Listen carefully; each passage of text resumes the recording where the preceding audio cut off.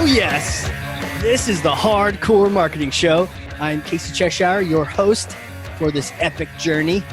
And today's show, sponsored by Cheshire Impact, on a mission to help people maximize their use of Pardot and Salesforce. CheshireImpact.com. Bam. Hey everyone. Before we get started with the show, I'm excited to announce two things. First is that my book, Marketing Automation Unleashed, is now live on Amazon. So go get it. The second thing is we have a new sponsor, Qualified.com. I'm going to tell you about them in the next couple seconds here, and also how you can get a free copy of my book thanks to them.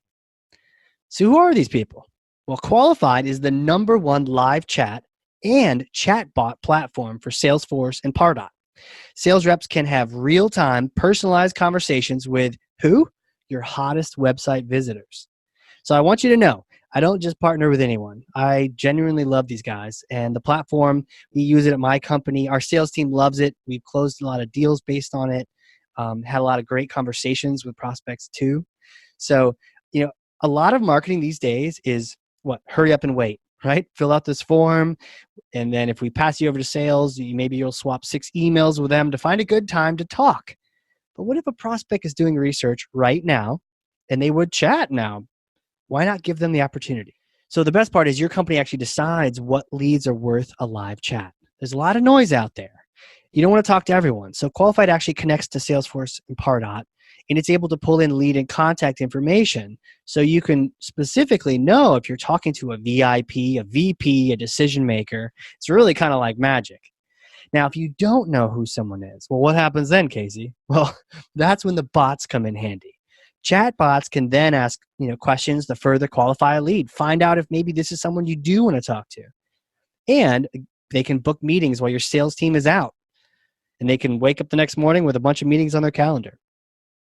Now, here's the promo. If you are a company that wants to give your sales team this ability, right, to be able to talk to decision makers right when they're on your website, do this. Go to qualified.com and start a chat, right? They use their own tool, of course. Start a chat. Tell them that Casey sent you. If you have Salesforce Pardot, when you schedule and then do a demo, they will send you a free copy of my book, Marketing Automation Unleashed. Not bad, right? Well, it's only while supplies last. So hop on this thing today. And that's it for sponsors. Let's get to the show. Just like that. It's live. Woo! Technology. I can't wait to introduce you to who I'm talking to today. The introduction was beyond a page. Below the fold, there's all the things to say.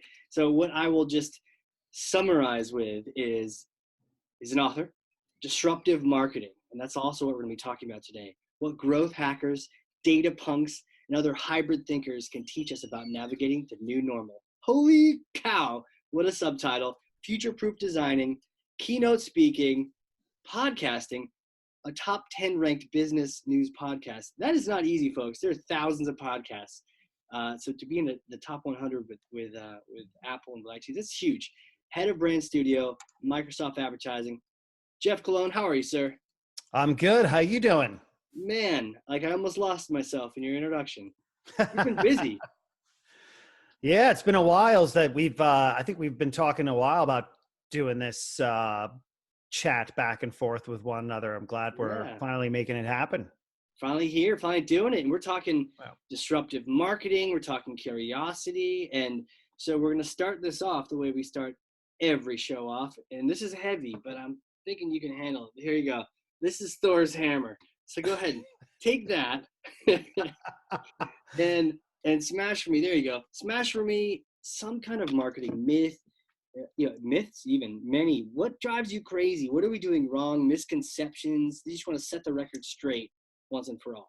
Yeah, I think if you read any article that has the subject line, blank is dead, you should be skeptical of that, because nothing really dies in marketing. It's just reconfigured or remixed. A couple years ago, we heard a lot about how, billboard advertising was dead. Yet out-of-home advertising is one of the fastest growing segments of the traditional marketing channels. And the reason why is because, Casey, we realize that traditional works really well with digital. So that's another myth, is that, oh, traditional doesn't work, digital works. Actually, both of them play really well off of each other. And that's good for small and large businesses to understand, because small businesses in the past, I grew up in that era where they would, maybe sponsor a local event or a team, something that got their physical name somewhere with their phone number. And then along came digital, and they were doing a lot of digital marketing and then forgetting about sort of the physical space. I think where it's come back full circle is many of them now realize, hey, it's not necessarily a bad thing for me to take out something physical that people can see with my website or my phone number on it, and also do everything that I need to do on the digital side. So these play off of each other. So the big, the what I want to take Thor's hammer to is that belief system that these areas don't play or interact with one another, and that consumers don't interact in both of these spaces either. I think there's been this over-indexing that everybody buys everything online. That's not true. I mean, we sort of go, in and out of physical and digital spaces, which makes it, I think, a little more difficult for some companies to capture the linear consumer journey. Yeah. But I think if we realize, hey, people come to decisions in a variety of ways, and we have to play in all these areas, I think your marketing will do a lot, better when it comes to performance, or the creative message you're trying to drive, or the return on investment that you're getting when it comes to people saying like, oh, hey, you shouldn't spend any money, in this area. You should just spend it in this one area. People don't play in one area. They play in a variety of areas. And I think reach still matters. It's true. I mean, as you're talking, I'm thinking like, what kind of things do you not buy online? Because take it for granted. Amazon can give you everything. But sometimes there's things you just feel more comfortable. Like for me, hiking boots, like something I'm going to be stuck with. Like my wife's really good at returns, but I don't want the hassle. I need to make sure this thing fits. Does it fit my foot with the thick sock on? I mean, I know this is more of the consumer example, but there's some things that, whether it's a consumer or even a business, you're like, okay, I don't just want to click a button here. Let me take my time. And so the traditional side, to your point, I mean, what would you not buy online? Is there anything, or are you just all on it? I mean, I think it's interesting. We have a tendency of, forgetting about some things that aren't necessarily consumer products. Like I would shop for quotes around insurance online. Yeah. But I still may want to speak to a person at an insurance company before I sign the dotted line on a policy. I think some of those things we forget about, some of those things which you're using, online research heavily. Yeah. But, you might not make, may not make that purchase. I mean, clothing's still a big one for me. I don't buy a lot. Yeah. Like a trunk club or something like that. Yeah. I don't buy a lot online. But I think have the behavior that others have. If I do order things online, I order in a variety of sizes, knowing that, I want to try different ones on, knowing that, 2 or 3 of them are probably going to be returned. Just because it might be, if you do order one size, the problem is it doesn't fit, let's say, or you don't like the way it looks. It sounds like so much work. How does the return go? Do you do a lot of returns? I don't mind getting 3 jeans off the rack and then find them on and just leave them there. Maybe I'll fold them to be nice, but I don't have to package it up, send it back to the mothership. Yeah. I mean, I try not to, I think the interesting retailers are the ones that have fused the fact that they don't mind their customers buying online, but then they're really open to, hey, return anything you want to at a store. Yeah. Or return it to us online. Again, it's around the convenience of a person. You might be out doing other errands and realize it's just easier for me to go into the store and return these At other times, it's just easier to put it in a package and send it back. Yeah. Yeah, clothing's a big one that I think, I'm with you. I mean, shoes, I really like to try on Yeah. rather than ordering those and sending those back. I just think it's easier to try on in a store, and see if you could just see it and know that you like it, and you basically, like the feel of it or whatnot. Yeah. I mean, I just think there's certain things that are going to be still, people are going to enjoy sort of that experience of shopping. But I mean, I will tell you, the online world is really, helped, I think, in terms of the shopping experience. The ability to search for different things on some of these retailers has gotten better. Some of the experiences have gotten better. It's not just sort of the boring, like, hey, I looked up a product, I found it, I put it in my cart, and that's that. I think now some companies are realizing, let's make it fun and interesting if people are going to be in here, just like they would in a store if they give you an experience. Right. So, yeah.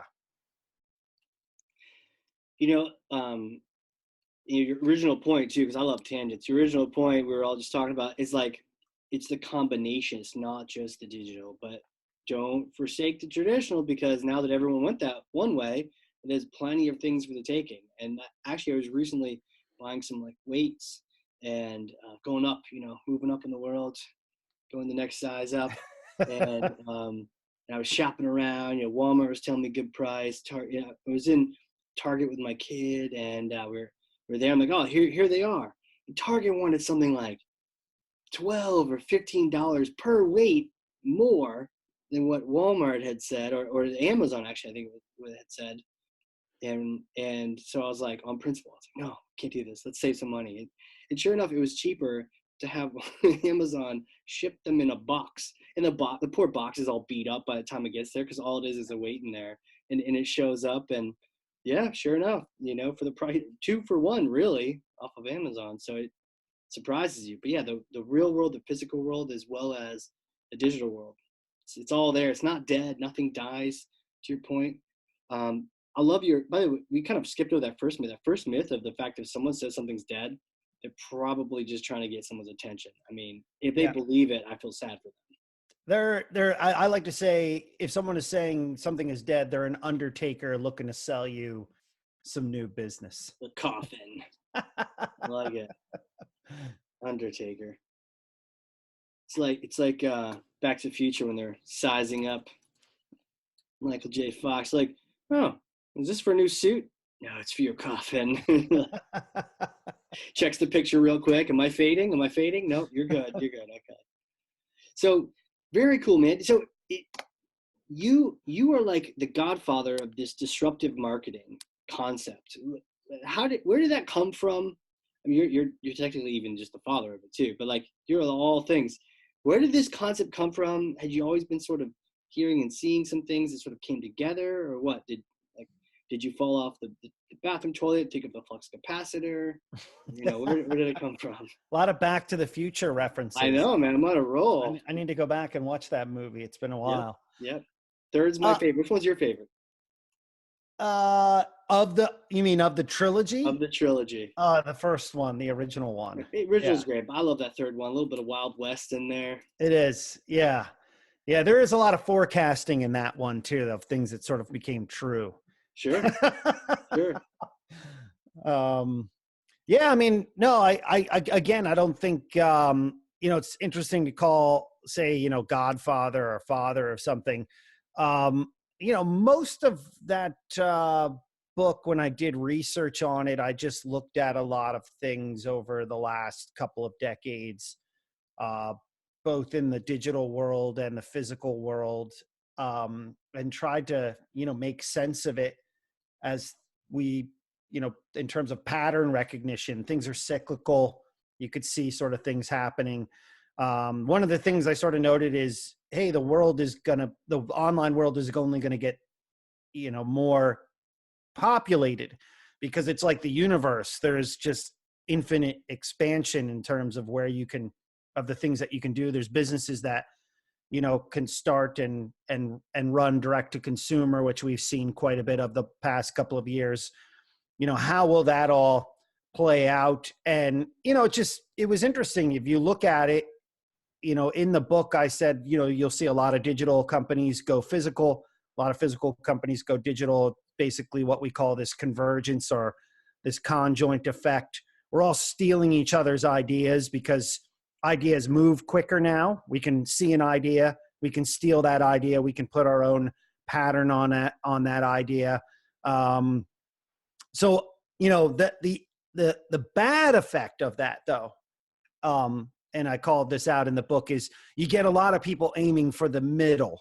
Like, for example, if you go and use an airline app to make a purchase for an airline ticket, every airline app looks and functions and sounds the same. They're not different. There's no differentiation. And if you look at many shopping experiences, it's very similar. You have a cart, you add to the cart, you put your payment information, you put your address, it ships to you. There's not really anything interesting there. I think what we're getting to in what I would call direct-to-consumer 2.0, because we sort of have passed direct-to-consumer 1.0, is that differentiation factor. And that's really why I wrote the book is, hey, how do you move beyond the middle, or how do you move beyond the beige? If you think about, what personal computers look like back in the 90s, they were all beige or white in color. They weren't really interesting. It wasn't until Apple said, wait, we're going to put a spin on this with the iMac, and you probably remember that, that you're like, whoa, this is a really cool looking computer. Yeah. I mean, it didn't really sell well, but no? I think it helped Apple 10 or 15 years before they came out with the iPhone, get back into the area where people were like, wait, they're not necessarily dead. Maybe they do have life in them, now that Steve Jobs is back in the mix there. But I think what we've seen from a lot of companies is they're just aiming for the middle with a lot of their, experiences. And I think it'll be interesting to see, who differentiates with some unique factors, in the next decade, which is almost upon us. Now that we're getting closer to the end of 2019, like what will the 2020s hold? I do think you'll have a lot more companies thinking about design, all the different customers that they do have, personalization, things of that nature. So it does make it unique. I mean, granted, there are some things you're just interested in getting in and getting out. Sure. And I think companies that create the best experience for that know that. But there are other things that people do not want to just go in and out. They're like, hey, wait a minute, do something different that makes it interesting for me, and I'll come back and continue to use your service more. Yeah. Those are the companies I think that have to think about, how they get beyond the middle. So, again, how do you make things more interesting and fun for some of these categories that we have a tendency of thinking of them as just boring? And of course we come up, we think about shopping quite a bit, but there's a ton of categories out there we could talk about that, that don't have to be boring. That could be really, interesting. So. Yeah. Honestly, I've seen that change from Microsoft too. I've seen it at the store, and I'm seeing kids playing games in the mall and changing things up. And so, but what does the middle look like? And why do you suppose people aim for it?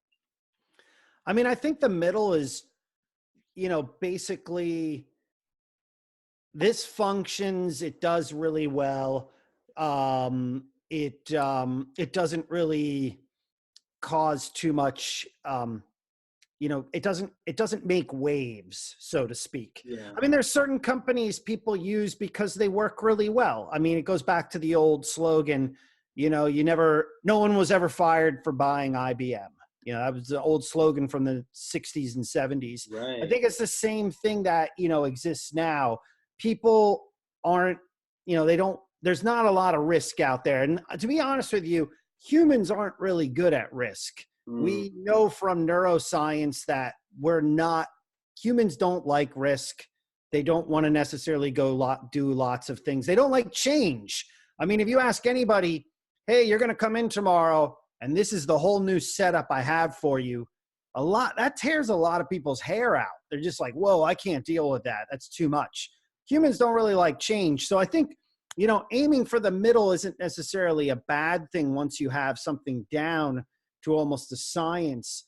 But then I think people, once they become comfortable with that, they're like, okay, show me something that's actually unique that might be a little bit different from what I'm used to doing. Otherwise, I don't need to use these services that you're providing me. Anybody else can, basically provide these. So Yeah. I think the middle is something that, people want to get to something that functions. I think that's why they aim for, hey, we need our business to, operate in this area. At least that way people aren't going to, abandon using our service. But once you're there, what is the wow factor? What are some of the things you can design for people that go beyond just the ordinary, day to day? And I remember reading this in I can't remember what, I think it was a book called The Paradox of Choice, which is from 2004, reading about this where, you think about, seriously, why would you buy, an alarm clock or a plunger or anything that, is designed differently? Why not just buy something that just works? Well, the thing is, there's just all this choice out there. So the differentiation is, hey, that's the one that actually is the most interesting or the most unique, or it does something that it works the best, but it's also designed in a really interesting way.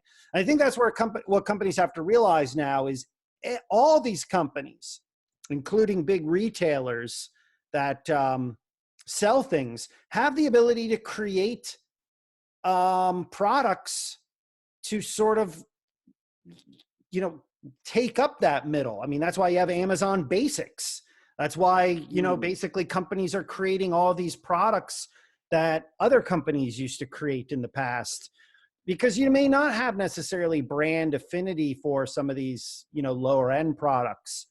But I think on the higher end products, you have to think about the fact that there's going to be knockoffs in that area as well. We're just so in a world now where anything can be replicated and duplicated quickly.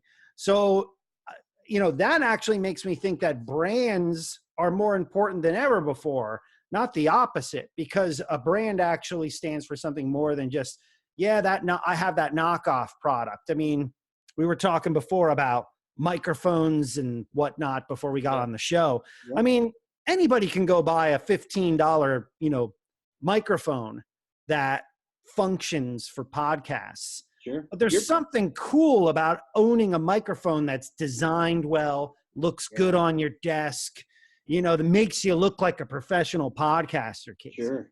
I mean, that's, that's thing too. Yeah. Absolutely. Yeah, that's different. That's why I think brands do matter again, because they want to put quality into their product and their design, and they actually want people like you and I to be able to bond over that and talk about, hey, I own that one too. That's a really cool thing, rather than saying, oh yeah, I got the knockoff. What about you? So, I mean, word of mouth is, more important than ever before, because people still talk to each other. There's more communication in a lot of other channels. So I think all this is now leading to more emphasis for brands to realize, how do we involve our customers in the creation or the redesign of some of our products. Some of the best software companies have been doing this forever. They've been basically saying, tell us what you like or dislike about our software, and we'll make those changes. I think now that's moving into more physical products and, things, other things that are happening. Like, we have to listen more so we can actually make better products and services. And I think some companies have caught on to that. Others, they're still just operating like, they know all. And they're the end all, and that I think is what's sort of keeping them in that beige area. Yeah, the beige, the lukewarm. I think a lot of what I got from that too is that it's safe in the middle. Yeah. You're not the laggard, you're not the loser, you're not the growth winner either. But no one got fired hiring IBM. But like, is there a ... and no one really grew dramatically either? You just kind of existed, and I don't know. But it takes a little courage to do the change and when you said, does anyone like change? Like my phrase is always, I hate change. I literally hate pocket change and change. So like, I hate like any definition of change you have. I don't like it. Yeah. Though I like creating it sometimes. I don't know. See, I like making birthday surprises. I don't like receiving them. Yeah. So you like that. You like to go out and actually be on the prescriptive side of influence when it comes to the birthday celebration, but you're sort of like, hey, I don't want to be on the receiving end of it. Yeah. Well, I get nervous about it, which is funny. I like to create Oprah moments, but not necessarily be in them. Like, okay, what's happening here, guys?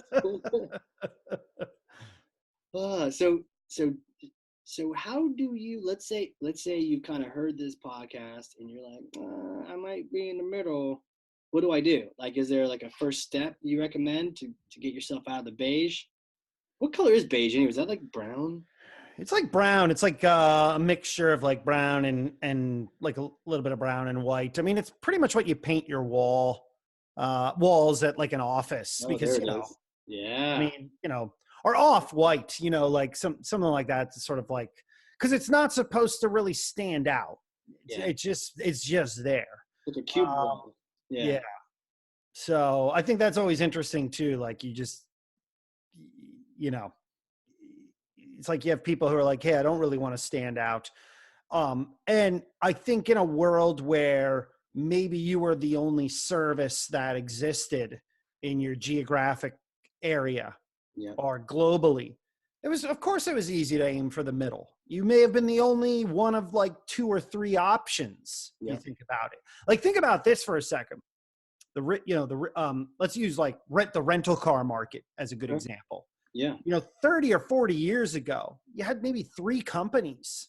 You had Hertz, you had Avis, and you had, I think you had Budget. Yeah. So, and of course you had others that came along and were more like, they were more regional. Alamo was more regional. I mean, now these companies are, they're nationwide or they're international. Yeah. It was very easy. And I don't want to pick on them, but you could, say to be an Avis, where you were like, hey. Did you have one you went to for a while, like a go-to? Yeah, I mean, like Avis. I was a big fan. I'm still a big fan of Enterprise. If I, Enterprise rent cars. Yeah. So I just started because with Avis, but then I ended up going to Hertz. But then, Uber came along, and I haven't really rented in a long time. Yeah, I mean, it's interesting though, because it's like, if you think about Avis, their whole slogan was, we try harder. They were always second to Hertz, but they sort of just, they just had to be there. And they probably took most of that activity from just being second in market. Same thing. I mean, I think we could find this in almost any category if we looked at it.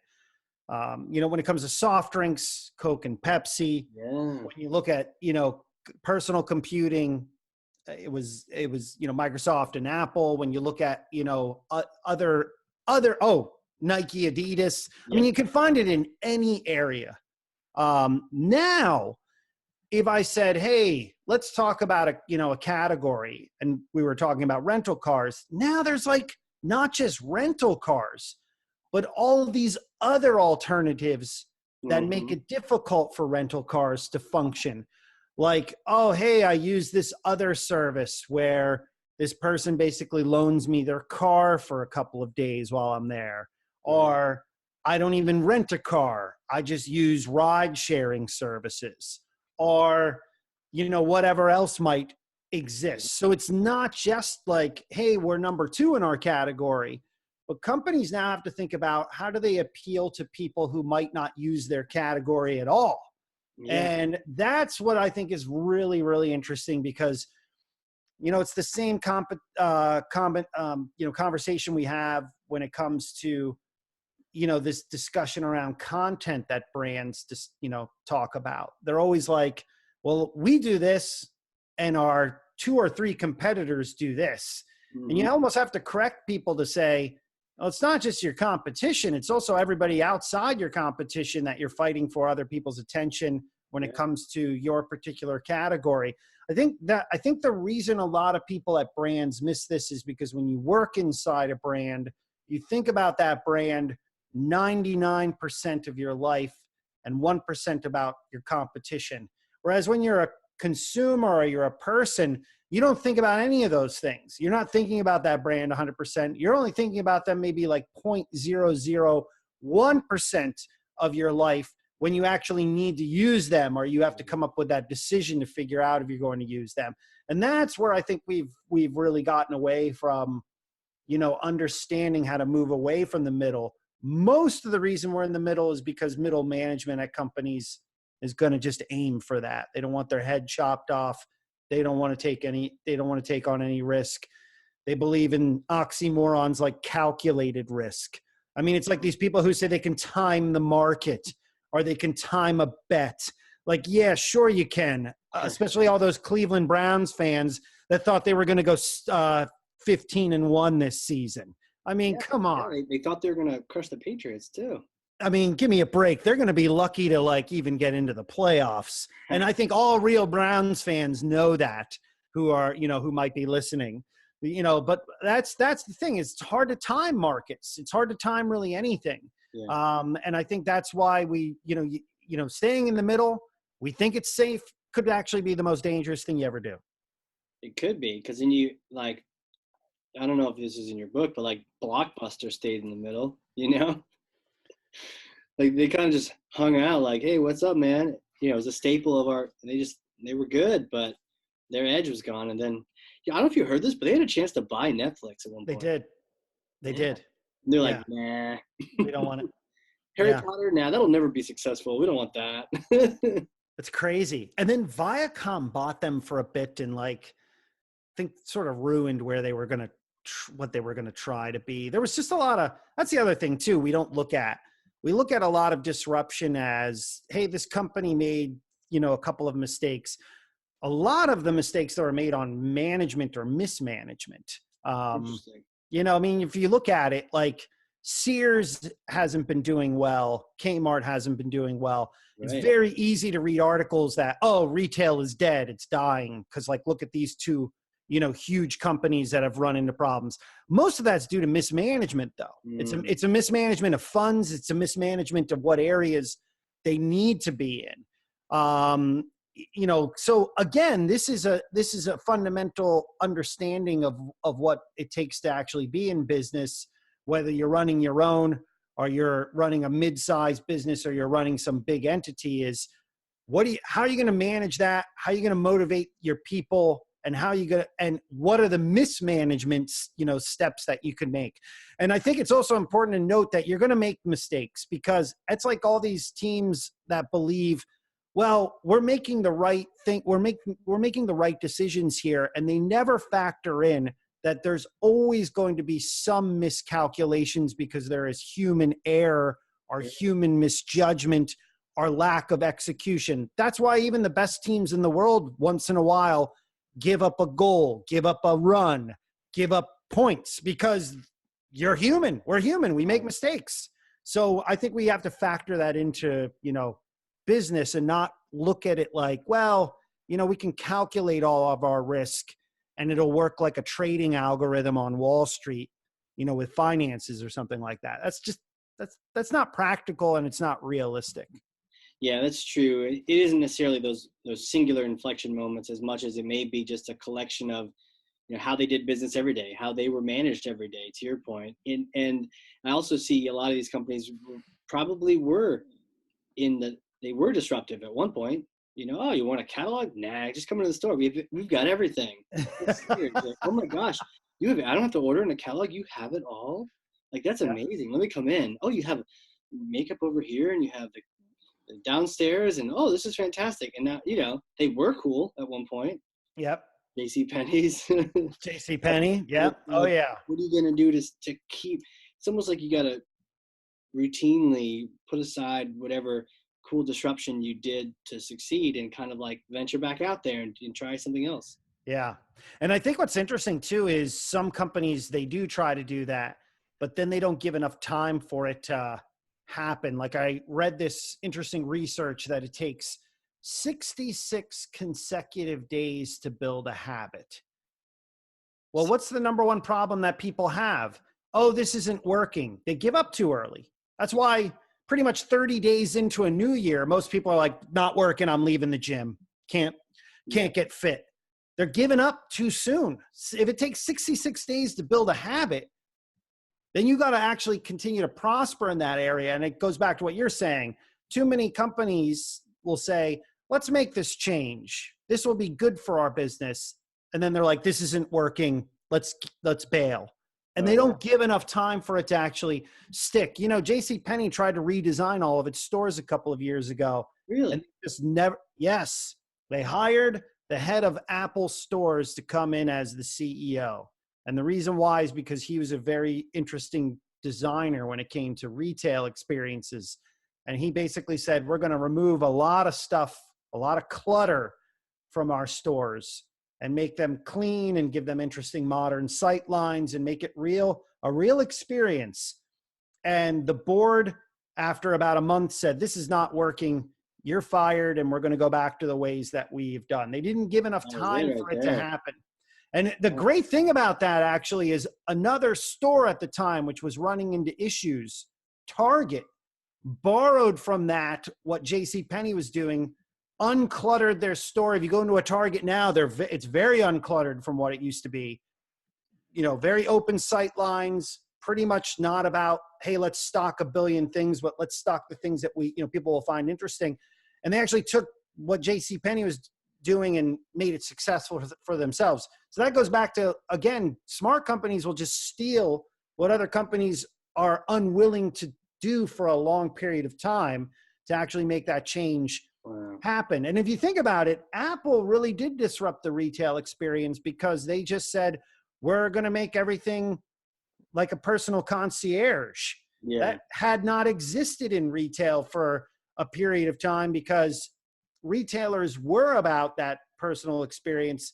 Then they just said, oh, we don't want to have all these people on the floor. Let's get rid of that. You have one person, handling like 200 people. Then it becomes very impersonal. People are like, let me get out of here. I don't like this. And then it's like, oh, wait a minute. I don't even need to go in there. I'll just go online to buy these things. Right. And that's really where that's basically caused this perfect storm the past, decade, where you just had a number of people fed up with the lack of service that they were getting, or not the right service, or a terrible store experience.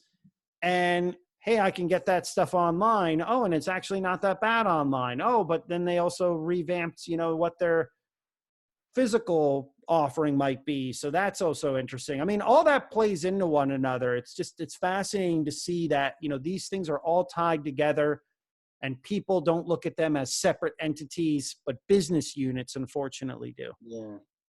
It takes courage, I guess for leaders, and also institutional courage for them to step up to the plate and, see yourself, this is tried and true, this is working. Yeah, but you need to stay. When you keep changing, you're going to turn into Blockbuster. Oh, no, let's stay. Like, people in the right places need to have the courage to step up.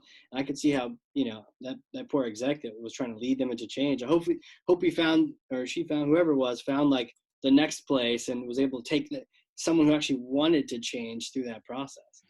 Yeah. I mean, I think that's the hardest thing is being in those situations where you could have all the data in the world, but you still need people to say, this is where we're going to go. This is our strategy. This is where we're going to go based on all of those things. These are the big bets that we're going to make, in our business. I mean, business is still based on big bets. And I don't know why people think that we can minimize that. I think you can sharpen your focus as a result of the data that is around you. But, a lot of companies have the same access to that information. So what are those big bets that you're going to make that make you appealing and actually sort of fit the zeitgeist of what, consumer sentiment is at the moment? Makes sense. I went to a conference. It was a hypergrowth, and it was Drift, and a couple of years back, and they had Shaka Pilgrim. I don't know if you've heard of her. She for like marketing in the world of like Def Jam Records, Virgin Records, Atlantic, and I was like, what am I going to learn from her? I don't do records, right? But she was on stage, and I happened to be in the first row, so I'm just sitting there watching. And she mentioned how, I mean, she worked with what was it, like Kanye and Rihanna and all these superstars, and she'd seen the super ones come in and stay and stay and stay, but she'd also seen other ones come in a flurry and then just fizzle out. Yeah. And she was saying that like what enabled those people to keep coming and being a superstar, like, oh, Rihanna's still here, Kanye's still here, was they would reinvent themselves. There you go. We would have like a new tune, yes, you know, and a totally different record and a totally different album. Yeah. It was cool, and they would go off on that limb, and it would just reinvigorate their whole audience. Constant reinvention. I mean, it's fascinating. I'm glad you went to that or stayed in the front row for that, because yeah, I mean, that's probably a great learning. You're like, wait a minute, I can apply this to actually my business, because it is about reinvention. Totally. You know, and that's not always based on a 5-year timeline either. That could be like, hey, we're in this area, but unfortunately a year later, technology may have changed something that requires you to reinvent yourself. I mean, I watched a lot of that over the past couple of decades, and it's interesting to see who adapts to that and unfortunately who doesn't. And she had a quote at the end that kind of stuck with me, and I can't tell you if I'm misquoting, but this is specifically what I heard her say was, it's like you're in your cave, you got to take off your high school varsity jacket, pick up your spear, put on your bear armor, like I'm like, wow, that sounds cool, and get out of the cave and go get the next one, right? So she's like, take off your varsity jacket, pick up your spear and your bear armor, get out of that cave and go get your next one. And I was like, holy shit, like that's fantastic. And you're right, that reinvention can apply to anyone, as a person, as a business, any of these concepts. Yeah, I mean, I think that's something that we don't, talk enough about in business is reinvention. We're either worried about, again, getting to the middle, or somebody saying like, hey, this is dead, you need to adapt to this. Yeah. And we're not really thinking of like, what's the natural ebb and flow that we all, take. I think if you look at anybody's career, who retires, let's say, and they have like a long career, I mean, it's very rare that most of the people who actually have, careers that they find fulfilling will say they did the same thing for, 30 or 40 years. Most of the people who've had fulfilling careers will be like, hey, this is what I did the first, 5 years. This is what I did in my first job. I did that for like 2 years. Then I went and did this job, and I was in it for 5 years. Then I went and did this. I mean, even people who stay in the same industry. I mean, like, we can't look at people like someone like a David Letterman or a Howard Stern and be like, oh yeah, they just did the same thing in, even though they were around for a long time. That's not true at all. I mean, early Letterman, very different from later Letterman, really? Very different from what he's doing now. He's still working. How did he change? I was always like a Jay Leno guy. How did Letterman change? He was just radical in terms of experimenting on late night television on NBC. I mean, a lot of his jokes were, and the stunts he did was because they just didn't have big budgets. And so he came up with crazy things that only a late show could do. That was after the Tonight Show. And that, I think, got more people to pay attention to him, because he basically got this hardcore audience that was like, he's really, really funny. They would stay up, past 12:30 to watch his show. And, you're only going to have certain people when, that's the other thing he understood. There's only certain people that are up at that time of night, right, that you can appeal to. So you may as well like go above and beyond. Yeah. And I think that's an interesting thing that he learned, and that propelled him into, again, the 11:30 hour, which he sort of stayed in forever. But I mean, before that, before he even got on NBC, he was a weatherman in the local market, in local markets, and sort of got his start in Indiana. So I think, again, it's like you have to look at people who may even be in an industry and how they reinvent themselves in that industry around how those things change. they're really fascinating. Of course, we know that there's tons of people who change industries. They're fascinating as well. I always find it interesting because it's like, wait, how did you go from this industry to that industry? But there's something there that allowed them to reinvent themselves. And it was that a lot of it's timing and a lot of it's luck. Let's be honest, again, that's a lot of it's luck. And they just were able to sort of make it work. Get that market timing in there. Do you see, I mean, in terms of disruption, where's podcasting fit into that?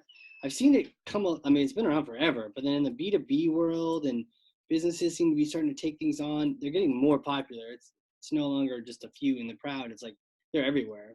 What's your take on that medium as a whole? I mean, it's interesting because I watched it first launch in the mid 2000s. I happened to be working for a startup in New York City that took advantage of podcasting early on, mainly because it was trying to figure out how to take electronic or digital content, compress it, and distribute it across the web. This is obviously pre-iPod and, pre-iPhone, when you're basically trying to take what was happening, I think, illegally and make it legal so that, you could have content that would, that could be downloaded, bought a la carte and then downloaded, movies, music, etc.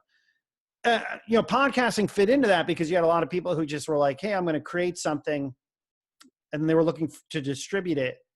And, that first wave was still expensive. I mean, we forget how expensive I think it was to produce a podcast for those early years. When I say early years, I'm talking, pretty much before the iPod. So the early 2000s, all the way through the iPhone was expensive. You still needed, expensive equipment.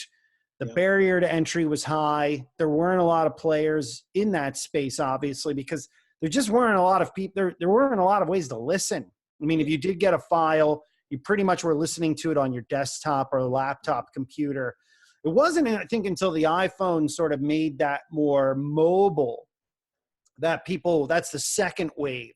So, 2007 pretty much through, I think, 2013. And the reason why I think 2013 was another sort of break is because you then had platforms coming online like Spreaker and Anchor and others that actually made recording a podcast cheap. So it's one thing to actually have a podcast and distribute it. It was still expensive to do that. I think with the iPhone, it was cheaper to distribute. You could create something, you could get an RSS feed. You could basically say to everybody, hey, just, you can listen to this podcast on your phone through this podcast app. But then later, you could say to people, hey, you can record and distribute, and it's very cost efficient to do that. And now I think we're in a world where, because everybody got into it, the more interesting podcasts are the ones that just have, interesting people, might do weird things, might have really good production, and some of them still have crap production, but people love listening to them. Like, to be honest, I mean, I think it's ridiculously popular, but the Joe Rogan experience is not necessarily like it doesn't have the best production per se. I mean, they still sort of sit in a studio. Yours is, or? Oh no, the Joe Rogan experience, Joe that big, Rogan, really popular podcast. Yeah. Like, I think what's made that popular isn't the production as much as the fact that it's like 2 hours. It's sort of crazy. He has crazy guests, and they video stream it on, and then they put the video up on, on YouTube, which usually gets tons and tons of people watching or listening to it. Then, I mean, he's basically cracked the code of, hey, we're not just going to make this a listening experience. We're going to make this a viewing experience. Right. And that actually borrows from, sports radio, which you can watch more than just listen to now. And Howard Stern. Howard Stern was the first to sort of put cameras in his studio and say, wait a minute, you can watch my show instead of just listening to it. And that brought it to a bigger audience. So I think that, where we are now, it's going to be really interesting. I think live podcasting is actually going to get big again because of this piece of equipment called the Rodecaster. It's like $500. And it's easy to take anywhere and broadcast from anywhere live. And I think live, I think that could be big again. I think we could actually see people setting up studios and having live podcast networks. That's sort of what I'm dabbling in, because I think that could be really interesting. And people might say, how's that different from radio? Well, radio still requires an FCC license, expensive equipment, and people who can, who are trained in that area. Podcasting is still an area that, you could be anybody off the street, but have something to say, could be interesting, and start a show in a certain subject. And the barrier to entry is low. I mean, we're doing that right now, and we're still reaching people. So I think it's still something I think it's going to continue to explode. And it was very interesting to read that Spotify has grown heavily this past year, and they have attributed it mainly to podcasts. So once again, something that Apple should have been on top of, a third-party player is beating them to the punch. Well, my theory on that is, their visionary is not there, right? So it's too easy to gauge now, Could you imagine? He's rolling over in his grave about when we say that. Are you kidding me? You're coming out with a credit card? Are you freaking kidding me? You're all fired. That's what he would say, right? That's what he would say, right? You're all fired. We are Apple, and you're issuing a credit card. He's like, no, make our own Apple Bitcoin. Sell that. No, innovate. Do something different. Okay, this whole room. You can all go work at Dell now. Man. I love it. Yeah. So the live, that's interesting. But there's Facebook Live. What would be the difference of I think a lot of it would be, I think some of the more interesting people are thinking of, how to do live for a longer period of time. So how do you make it, like almost 24/7? And then how are you broadcasting on networks that can support that? Like Facebook, you can only go live, I believe, 2 or 4 hours, maybe tops. So I think the next area is basically a lot of these podcast networks popping up and going live on platforms like, Twitch or Mixer or YouTube for that matter. Yeah. So we'll see. Again, I think it takes a lot of capital to make that happen, but I do see some interesting shows now who had not been live, who had mainly done things where they record an episode and they push it out weekly, now throwing in every once in a while from like an event, they're going live, and basically making that happen. And almost in some ways doing what we understand in marketing. Hey, let's do something live and make it like a tent pole, interesting experience where we invite like a live audience to come watch us do these shows. And I'm talking about the big shows that are like the top 10, shows in their categories. A lot of them now are like dabbling in, hey, how do we actually take this to in front of an audience, which is very much a remix of what happened in television, where television early on would record a program, and then in the 70s, it was like, hey, let's invite a studio audience in and actually tape the show in front of them. And that's why you had all those shows back in the 70s where the person would do the voiceover.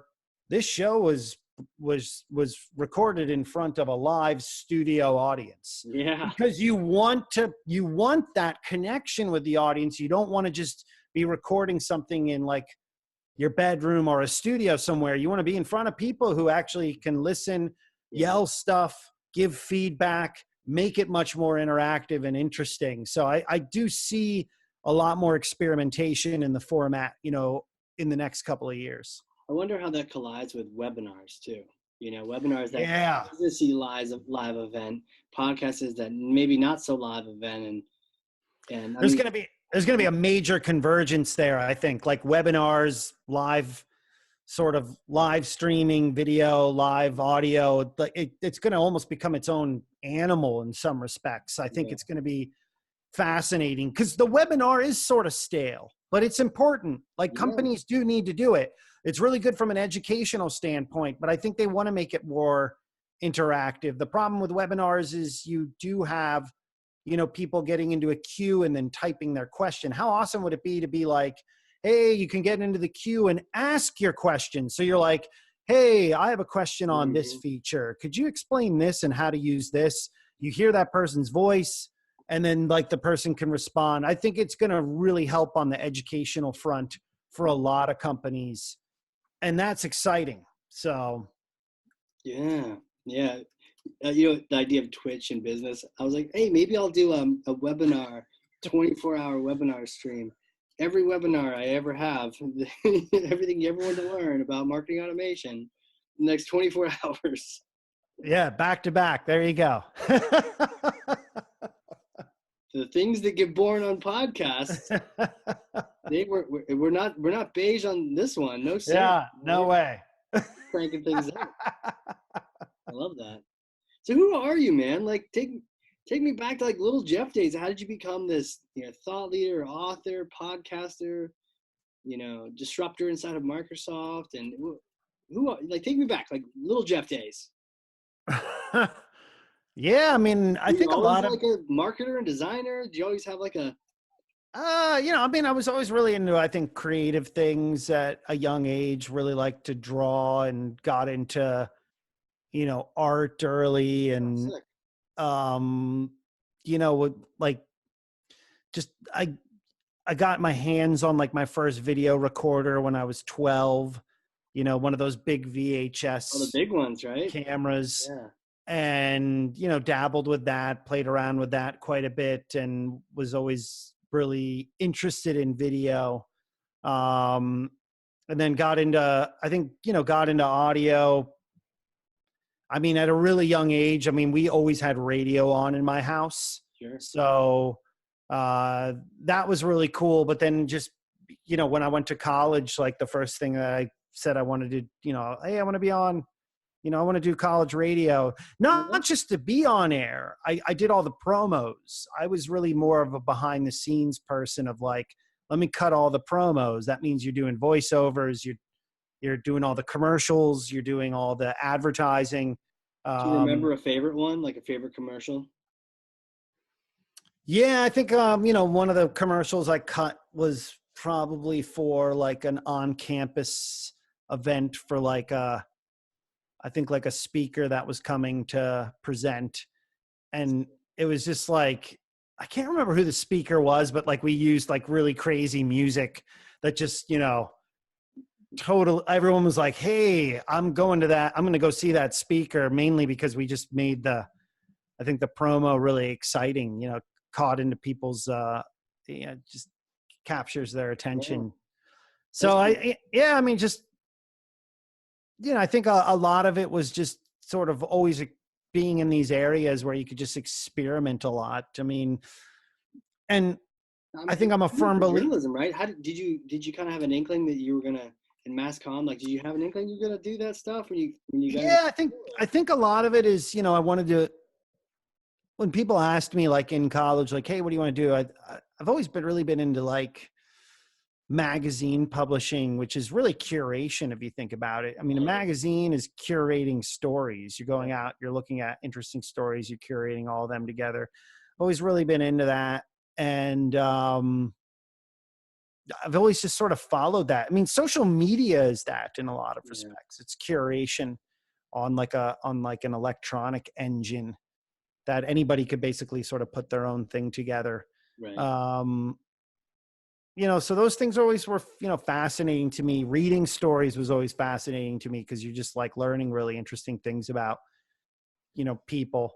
And I think all that plus just life experience, like, you know, when I graduated from college, I didn't really know what I wanted to do. Maybe, you know, I think my parents were pushing me for, yeah, you should go to grad school. And I was like, nah, I'd rather just sort of go out into the world and see if I can land a job. You know, for 2 years after college, I just sort of, worked at a lot of interesting jobs. That's cool. Just so trying to different speak. things, right? Seeing where you. Trying different things. Yeah. Like I went and laid out some magazines and newspapers. Oh, So cool. like learn the design side. Was it everything you thought it would be, or was it? No, it's thankless work. Yeah. But then also I got into like, let me design websites early on. I had a friend who was really into art and coding, and we were like, let's do web design. And this was, 1995, 96. A lot of people were like, I don't need a website. So, Sure.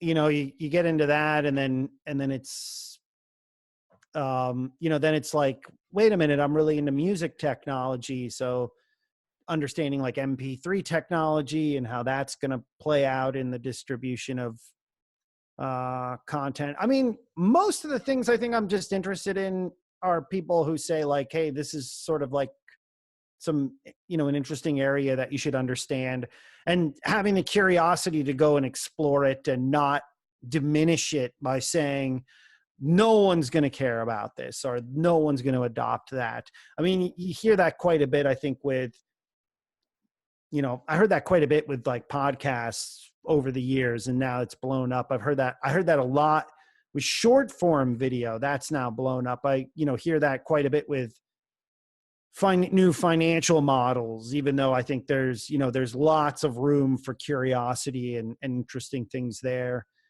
What we see, I think, also on e-commerce, or I should say commerce innovation.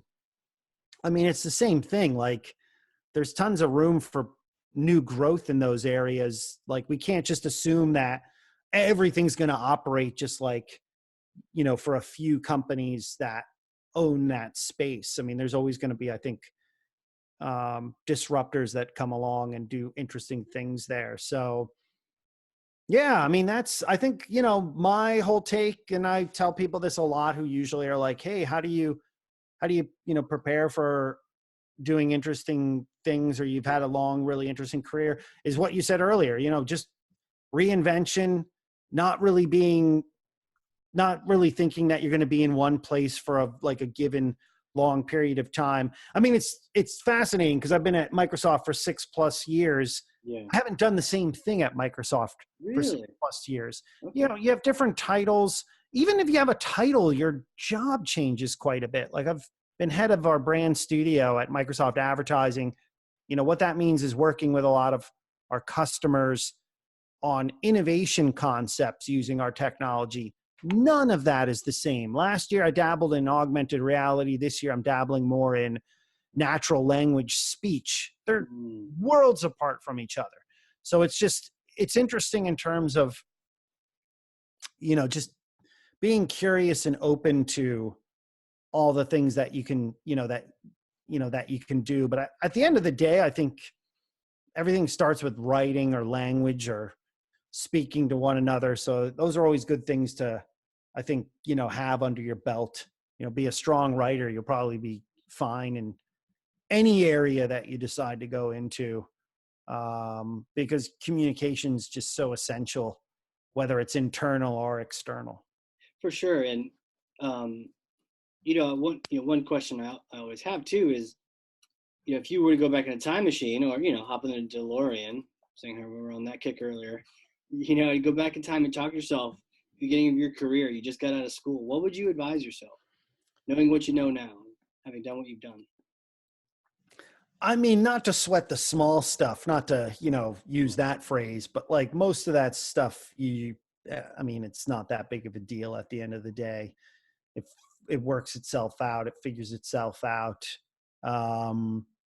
It's good to work for people also who I think are realistic in terms of, they'll, if they're honest and say like, hey, I've built a business, also had, past failures. I mean, I think now we're starting to realize like most successful people are really successful because they've actually had some failure along the way. So it's actually good to be, in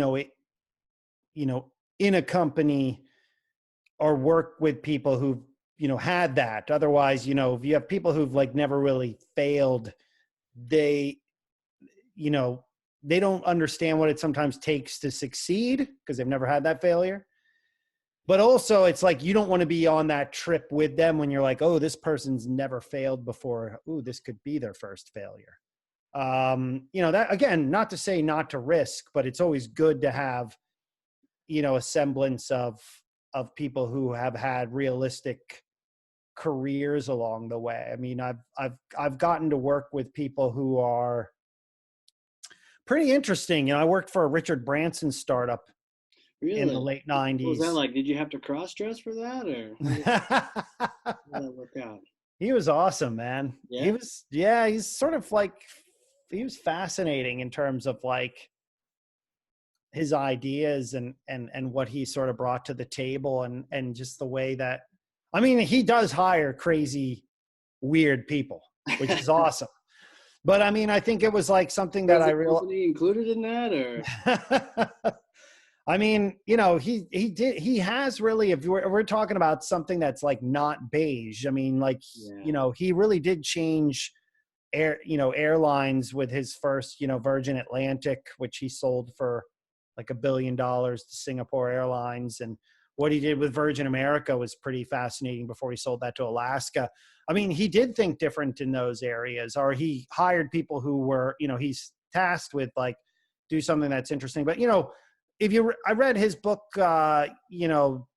Losing My Virginity from, it's like the 90s. I mean, he's had a ton of failures like that people just don't realize. I mean, a big one is Virgin Cola. I mean, that was a huge failure. I mean, a few of us, who liked that. I mean, and it tasted really different from Coca-Cola. Did it? What did it taste like? It sort of tasted like RC Cola. Remember RC? Yeah. Yeah. But I mean, it just failed big time because Coke strangled his distribution and made it difficult. Yeah. I mean, he learned from that quickly. Like, it doesn't matter how big your brand is. You need distribution, and you need to basically be on premise and off premise. And you can't just serve that on your airline and go, hey, yeah, we have Virgin Cola. And then people are like, oh, I like this. Let me go see if I can find it in a store. And it's nowhere to be found.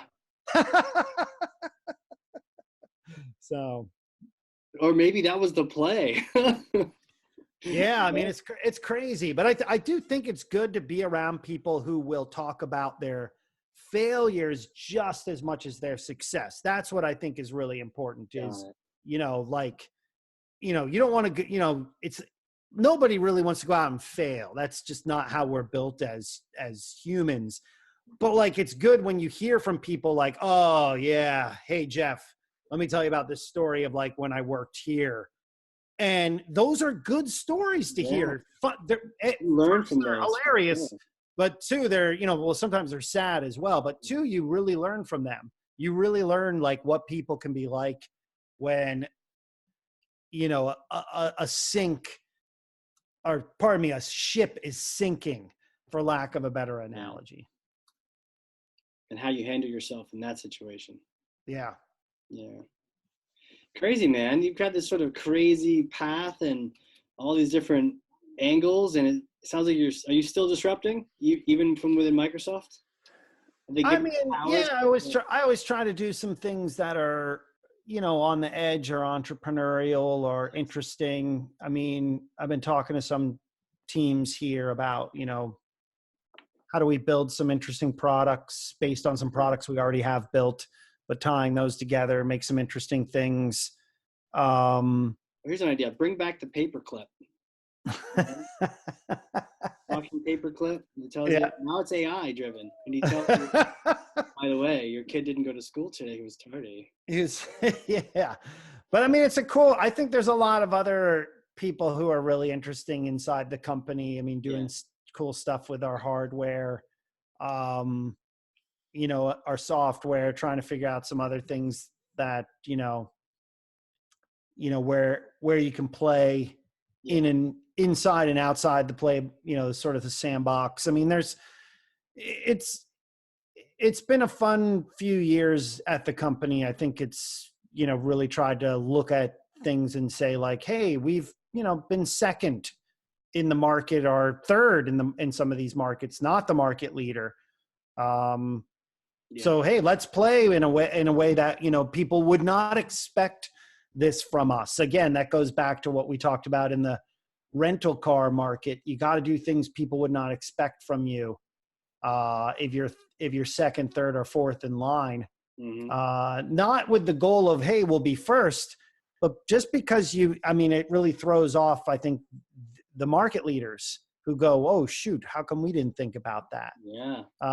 Because they might, again, just be happy at the top, not going back and trying to rediscover all the mysteries that are out there to be solved. Makes sense. Cool, man. Where can people find you? Where are you going to be? You're going to be at events? Then how can we connect with you digitally? Throw some links out, some events. Yeah, you can pretty much find where I'm speaking on my website, geoffreycolon.net. And then, I'm on Twitter a lot at DJGEOFFE.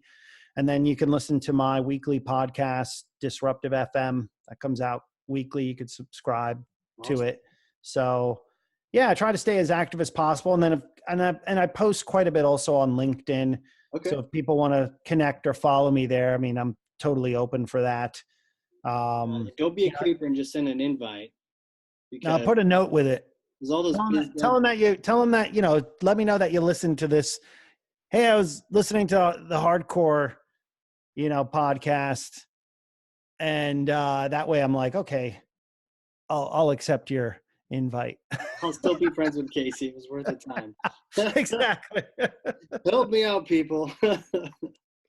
That's awesome. Well, thank you so much for coming on here. It was just so much fun, just kind of hang out, hash out some strategy, swap some stories, and just, and talk about the future, and then also just hear about where you would come from and some of your experiences. Yeah, I love it. Thanks again. This is long overdue, but I really enjoyed it. Yeah, exactly. So for the people listening, I want them to, if you learned something from this, and I know you did, because I literally have pages of notes over here, then share this with someone else. Be a thought leader to like one person or two people, just so you can get this knowledge. You don't lose it when you share it. So share it with someone else. And again, Geoffrey, this has been fantastic. Thanks for coming on here, hashing it out with me, chopping it up. Appreciate it. Thanks again. Cool. For everyone out there listening, this has been the Hardcore Marketing Show. We'll catch y'all next time. All right. A big thank you to today's sponsors. Cheshire Impact, helping marketers and sales win, maximizing the use of Pardot and Salesforce. And a big thank you to Qualified.com, the #1 live chat and chatbot platform for Salesforce and Pardot. Remember the giveaway. If you have Salesforce Pardot and you want a free copy of my book, Marketing Automation Unleashed, then you go over to Qualified.com, engage in a chat, do a demo, and tell them that Casey sent you, and that book will be on its way to your door. All right. We'll see you all in the next one.